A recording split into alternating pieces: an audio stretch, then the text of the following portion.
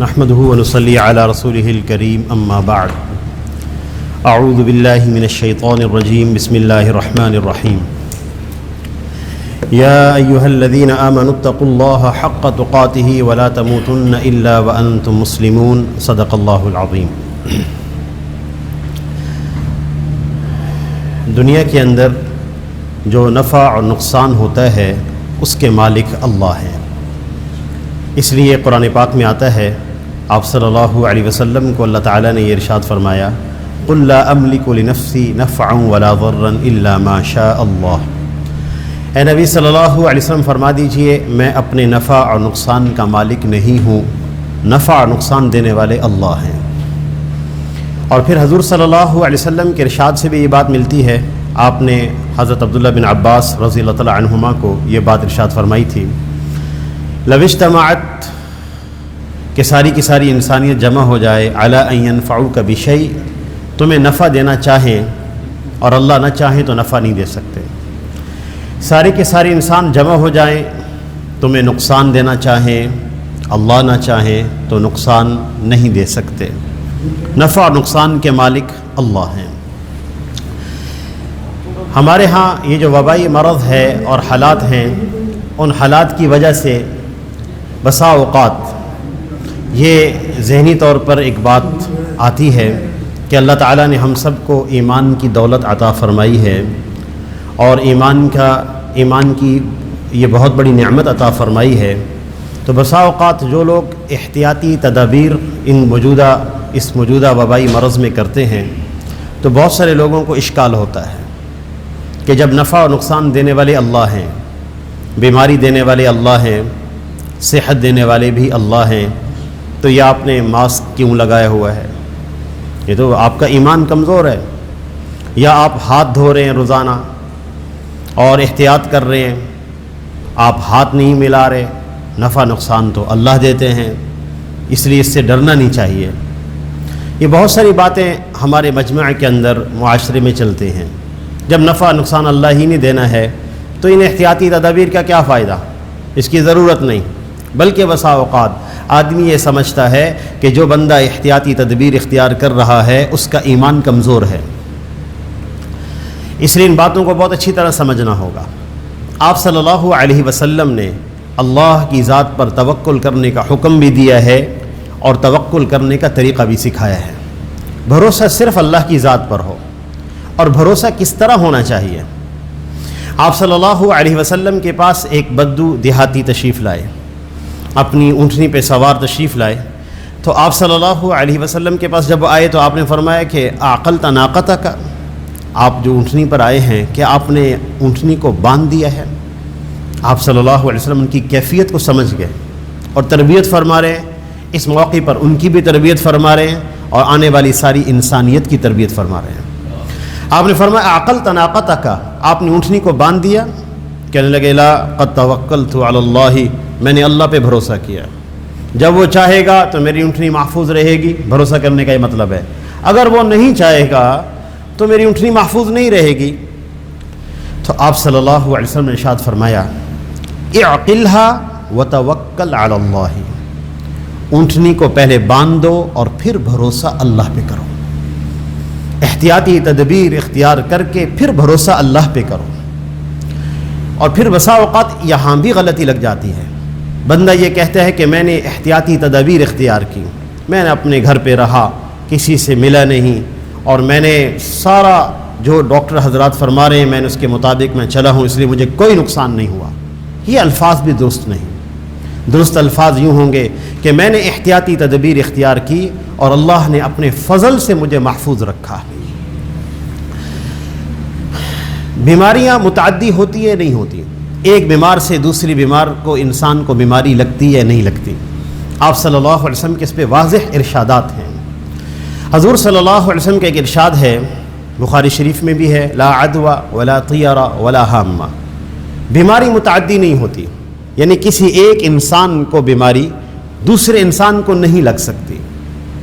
حضور صلی اللہ علیہ وسلم کا یہ ارشاد سن کر جو آج ہمارے ذہنوں میں سوال پیدا ہوتا ہے موجودہ حالات کی وجہ سے، اس وقت حضرات صحابہ کرام رضی اللہ عنہم اجمعین کے ذہنوں میں بھی سوال پیدا ہوا کہ آپ فرماتے ہیں کہ بیماری نہیں لگتی، ایک مریض سے دوسرے مریض کو بیماری منتقل نہیں ہو سکتی۔ تو ایک دیہاتی آدمی کھڑا ہوا اور اس نے عرض کیا، یا رسول اللہ یہ بتائیے کہ ہمارے اونٹ تندرست ہوتے ہیں، ایک خارشی اونٹ تندرست اونٹوں میں داخل ہو جاتا ہے، سارے اونٹوں کو خارش لگ جاتی ہے۔ آپ فرماتے ہیں کہ بیماری متعدی نہیں ہوتی، ایک مریض سے دوسرے مریض کو بیماری نہیں لگتی۔ تو آپ صلی اللہ علیہ وسلم نے ارشاد فرمایا، فمن اجرب الاول، یہ بتائیے پہلے اونٹ کو خارش کس نے لگائی؟ اس نے کہا کہ پہلے اونٹ کو خارش اللہ نے لگائی۔ آپ صلی اللہ علیہ وسلم نے ارشاد فرمایا کہ سارے اونٹوں کو خارش اللہ ہی نے لگائی ہے۔ پھر اسی صفحے پر بخاری شریف ہی کی روایت ہے، آپ صلی اللہ علیہ وسلم نے ارشاد فرمایا، کسی بیمار اونٹ کو تندرست اونٹوں پہ نہ اتارو، بیمار اونٹوں کو تندرست اونٹوں پہ مت اتارو، کہ یہ بیمار اونٹ تو دوسرے اونٹوں کو بیمار کر دیں گے۔ تو محدثین نے یہاں کلام کیا ہے کہ ایک جگہ آپ صلی اللہ علیہ وسلم فرما رہے ہیں بیماری متعدی نہیں ہوتی، بہت توجہ سے بات سننی پڑے گی تاکہ ہمارے اعتقادی نظریے درست رہیں، ذہن صاف رہے۔ ایک جگہ آپ صلی اللہ علیہ وسلم فرما رہے ہیں بیماری متعدی نہیں ہوتی، اور دوسری جگہ آپ صلی اللہ علیہ وسلم فرما رہے ہیں کہ بیمار اونٹ کو تندرست اونٹوں پہ نہ اتارو۔ تو محدثین نے اس کی وجہ یہ لکھی ہے کہ اصل میں بیماری دینے والے اللہ ہے، شفا دینے والے بھی اللہ ہیں۔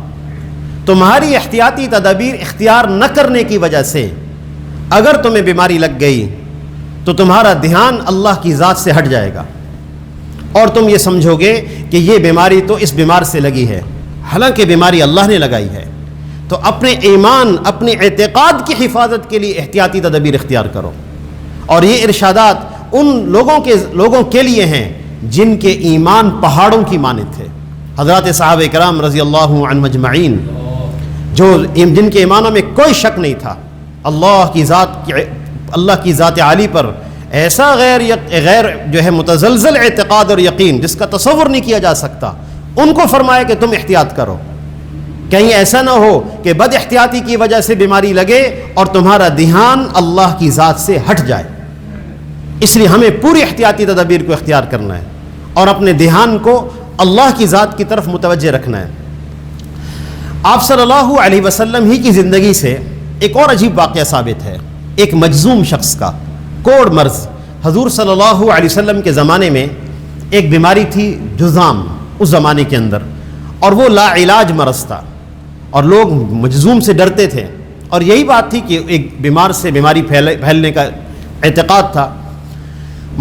کوڑ مرض یا جذام اس بیماری کو کہتے ہیں کہ جو انسان کی انگلیوں میں یا جسم میں لگ جاتی ہے، جس سے جسم کے اعضاء گل سڑ کے گرنے شروع ہو جاتے ہیں۔ اب تو اس کے کئی علاج دریافت ہو چکے ہیں۔ آپ صلی اللہ علیہ وسلم نے ایک کوڑ مرض شخص کو اپنے ساتھ ہاتھ پکڑ کے اپنی پلیٹ میں کھانا کھلایا، اس بات کی تربیت کرنے کے لیے کہ بیماری دینے والے اللہ ہے۔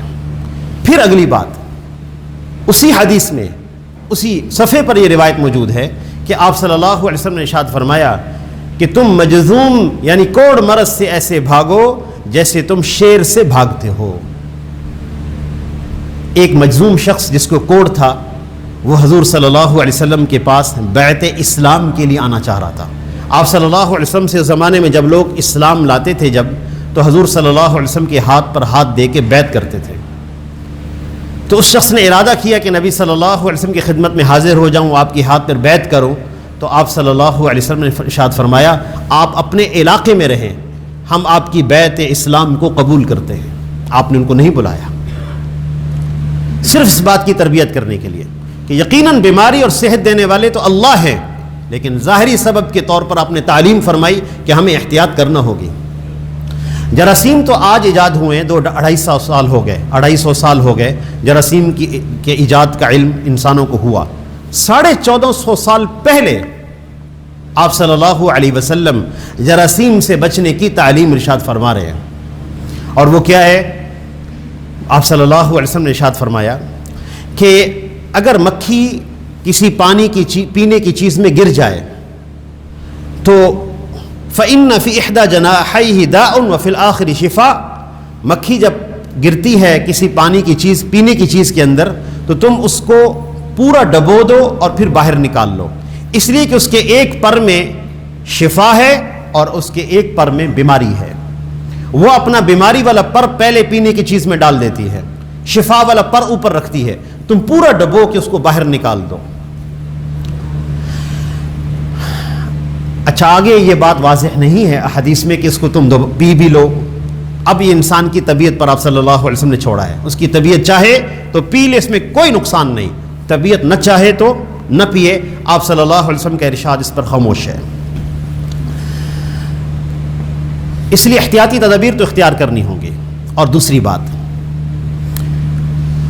انسان کے اندر طبعی تقاضا ہے کہ انسان میں خوف پیدا ہو جاتا ہے، کسی چیز کے بارے میں ڈر پیدا ہو جاتا ہے، اور کبھی وہ خوف اور ڈر حد اعتدال سے باہر چلا جاتا ہے، جس کی وجہ سے انسان کی قوت مدافعت کمزور ہو جاتی ہے۔